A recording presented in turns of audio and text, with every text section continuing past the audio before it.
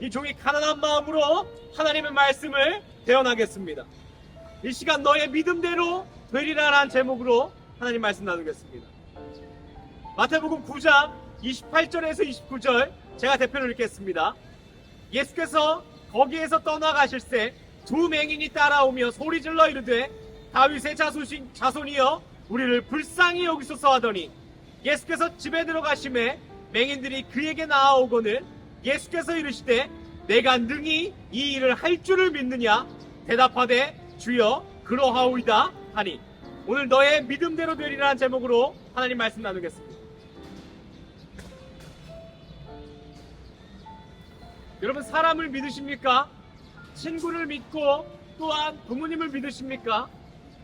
참 속상하게도 저는 부모님을 믿고 친구를 믿었던 삶은 아니었던 것 같아요. 또한 세상을 믿었던 사람도 아닙니다. 근데 내가 왜 이 세상과 사람 가운데 이렇게 불신이 많을까 생각해 봤더니 어렸을 때 가장 믿어야 할 부모님의 이 부재였던 것 같아요. 어머니와 아버지가 7살에 이혼하면서 아버지는 자신의 삶을 위해 저를 버리고 가셨습니다. 연락도 되지 않고 살아있는지 죽었는지조차 모르겠더라고요. 제 나이가 7살 때였는데 제 둘째 아이 나이거든요. 저 어린아이를 두고 떠난다는 그 생각을 사실 저는 할 수 없습니다. 근데 어렸을 때 그게 굉장히 상처가 되었던 것 같아요. 또한 어머니는 자신의 일하고 자신의 사역을 한다고 사실 굉장히 자녀들을 등한시 여겼습니다. 밥 한 끼 따뜻한 밥을 제대로 얻어 먹어본 적이 없어요. 그러니 가장 신뢰하고 믿어야 했던 부모라는 존재를 믿지 못하니까 세상을 쉽게 믿고 사람을 쉽게 믿지 못했던 것 같아요. 근데 어느 날 그렇게 살아가는 저에게 하나님은 은혜를 주셨습니다. 한 사람이 저에게 오더니 이러한 말을 하는 거예요. 네가 아무도 안 믿어도 좋고 세상을 안 믿어도 좋다. 그러나 하나님을 믿었으면 좋겠다. 그 말이 아직까지도 제 마음 가운데 남아있습니다. 제 친아버지 또한 저를 버릴 수 있고 저희 어머니 또한 저를 사랑하지 않을 수 있지만 하나님은 변하지 않는다는 겁니다. 그 하나님은 나를 사랑하신다는 겁니다. 그래서 제가 그날부터 하나님을 믿었습니다. 오늘 예수님은요 참 놀라워요. 오늘의 제목이 무엇입니까? 너의 믿음대로 되리. 이 맹인이 2명이 나옵니다. 여러분 장애 중에 가장 힘든 장애가 이 앞을 보지 못하는 장애라고 해요. 만지지 못하고 못 듣고 뭐 이런 것보다도 보지 못하면 그렇게 삶이 어렵다는 것입니다. 근데 오늘 두 맹인이 나와 뭐라고 하냐면 주여 우리를 불쌍히 여기소서 라고 고백합니다. 이 당시에 예수님은요 굉장히 인기가 많았어요. 여기서 만약에 문제없는 사람 있습니까? 또는 소원을 안 들어줘도 되는 사람이 있습니까? 라고 물어본다면 다 각자의 문제가 있고 소원이 있을 겁니다. 근데 예수님께서 그 각 사람의 소원을 다 들을 수 있나요? 그럴 수 없었어요. 너무 많은 사람이 예수님 주위에 있었기 때문입니다. 근데 여러분 기억하십시오. 예수님께서 응답하는 그 음성이 있고 기도가 있습니다. 그것은 바로 간절함입니다. 수많은 사람이 있는데 오늘 두 맹인이 간절하게 예수님을 찾아요. 주여 우리를 소리질러 이르되 다윗의 자손이여 우리를 불쌍히 여기소서 하더니 소리를 지릅니다. 그 이유가 무엇일까요? 믿음은요 그 믿음의 크기는 간절함이라는 거예요. 어떤 사람은 기도할 때 내 기도가 이루어주셔도 되고 이루어주시지 않아도 됩니다라고 기도하는 사람이 있습니다. 들어주시면 고마워요. 근데 어떤 사람은 하나님이 안 들어주시면 나는 살아갈 소망이 없습니다라고 고백하는 사람이 있습니다. 하나님 어떤 기도에 응답하시겠습니까? 오늘도 하나님만을 간절히 바라보는 그 사람 기도에 응답하실 겁니다. 그러한 자에게 오늘 예수님 가셔서 뭐라고 하시냐면요 예수께서 맹인에게 이렇게 말씀하십니다. 예수께서 이르시되 내가 능히 이 일을 할 줄을 믿느냐?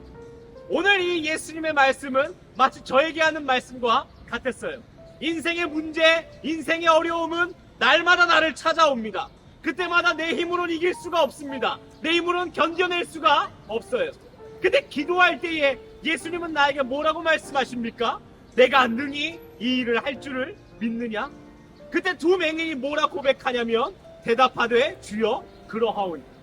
그때 예수께서 뭐라고 말씀하시냐면 너의 믿음대로 될지어다. 저는 이 말씀을 굉장히 사모합니다. 왜냐하면 믿음이 있다면 내 문제는 해결되기 때문입니다. 제가 어렸을 때부터 참 외롭고 힘들었거든요. 그러나 이 말씀을 붙잡았습니다. 진짜 예수 믿으면 나는 아버지가 없었고 나는 그런 좋은 가정 없었지만 나는 좋은 부모 될 수 있을 거야. 나는 우리 아이들 사랑할 수 있을 거야. 그 일을 제가 한 게 아닌 예수 그리스도가 하셨습니다. 날마다 주님은 우리에게 물어보십니다. 내가 능히 이 일을 할 줄을 믿느냐? 여러분 믿으십니까? 믿는다면 믿는 대로 될 줄 믿습니다. 근데 우리의 삶이요 사실 그렇진 않아요. 교회 다니고 예배 드리면 우리 예수 잘 믿는 줄 압니다. 근데 작은 문제 하나 생기잖아요. 그러면 기도보다는 내 욕심, 내 생각이 먼저 튀어나옵니다. 내 방법대로 해결하려고 해요. 그러다 안 되면 어떻게 됩니까? 하나님 원망합니다. 하나님 내가 예배하고 봉사하고 하시는데 어떻게 나한테 이러실 수 있습니까? 여러분 작은 거 하나조차도 하나님을 신뢰하는 우리가 되기를 원합니다. 오늘의 말씀을 정리하겠습니다. 이 엘리사라는 선지자 기억하십니까? 엘리사의 제자 중에요. 이 제자가 죽고 만 거예요. 그랬더니 그 가정이 얼마나 힘들었겠습니까? 그 과부가 된 아내가 엘리사를 찾아옵니다. 그리고 이렇게 얘기해요. 우리 남편이 얼마나 하나님 사랑했는지 당신 아시지 않습니까? 근데 내 남편이 죽었어요. 근데 상황이 어떻게 됐냐면 두 아들이 돈이 없어서 노예로 팔려가게 생겼다는 거예요. 그때 엘리사가 뭐라 그러냐면 내가 무엇을 해주기를 원하냐? 너가 가진 게 뭐냐라고 물어봐요. 그때 이 과부의 여자가 뭐라 그러냐면 집에 기름 한 그릇이 내 삶의 전부라는 거예요. 근데 엘리사가 이렇게 얘기합니다.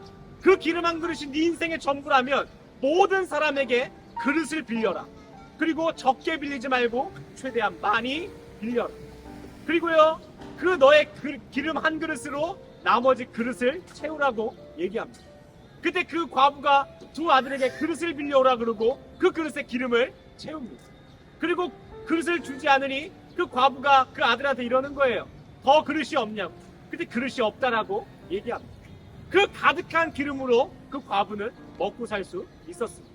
그런데 만약에요 이 여자가 엘리사와 하나님의 말을 안 믿고 설마 기름 나오겠어?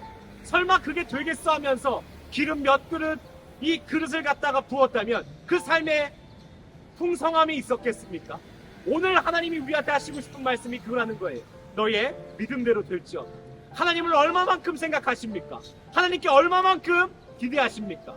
기대한 만큼 될 줄 믿습니다. 하나님을 믿는 만큼 될 줄을 믿습니다. 그의 문제와 어려움 가운데 우리가 씨름할 것은 내 생각과 경험이 아닌 하나님께 맡기는 것임을 여러분 기억하시기를 바랍니다. 그때 오늘 예수님 뭐라고 하십니까? 내가 능히 이 일을 할 줄을 믿느냐? 세상은 안 된다 하지만 주님 주께서 하실 줄 믿습니다. 그러한 믿음으로 살아가는 우리가 되기를 바랍니다. 우리 시간 같이 한번 기도하겠습니다.